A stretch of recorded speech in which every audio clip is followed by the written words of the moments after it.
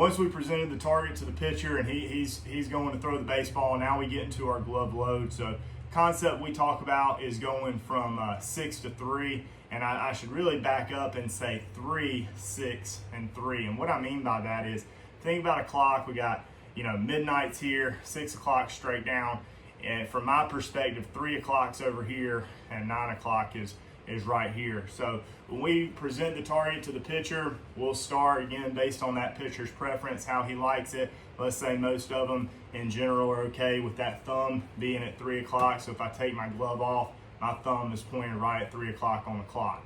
Now, as I go to load, we like to load down to 6 o'clock. We like to go from 3 to 6.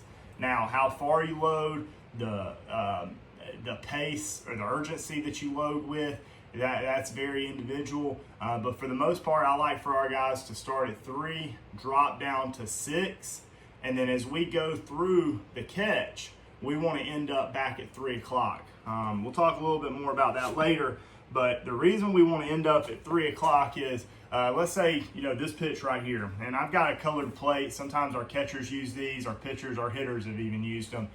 Just to kind of learn the plate, learn different zones.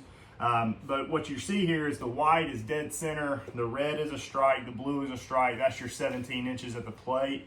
We've got the green and the yellow. Those are going to be zones that are off the traditional plate. If they're thrown in that zone, they should be called a ball. I've put a couple of baseballs there for reference so you can see that yellow and that green zone is about 1.5 balls, 2 baseballs wide.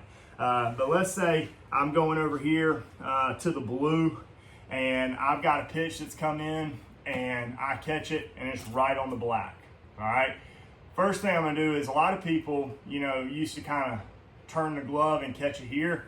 So without me moving the baseball and I catch it like this, my first question to you is going to be, is that a ball or a strike?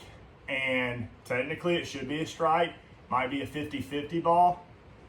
Kind of depends on what the umpire is feeling. Without me moving the baseball, I'm going to keep it there and just turn my glove here. That looks a lot more like a strike. And it's all about the perception the umpire has of the baseball.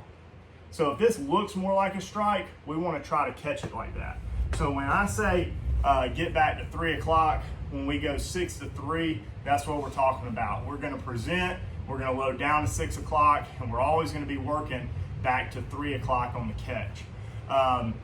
If I turn to this, if I use this Indian club, I'll kind of show you from the side as well. But essentially what I want to do is hold this thing close to what I'll call the barrel, the thick part of it. It's just a 2-pound Indian club. We use this a lot to kind of teach that movement. And the barrel of the club is going to be the pocket.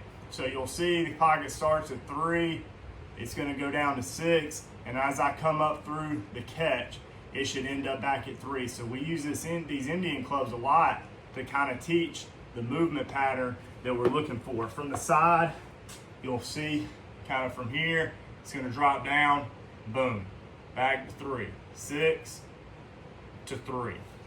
So that's our glove load, and that's our glove presentation of the baseball.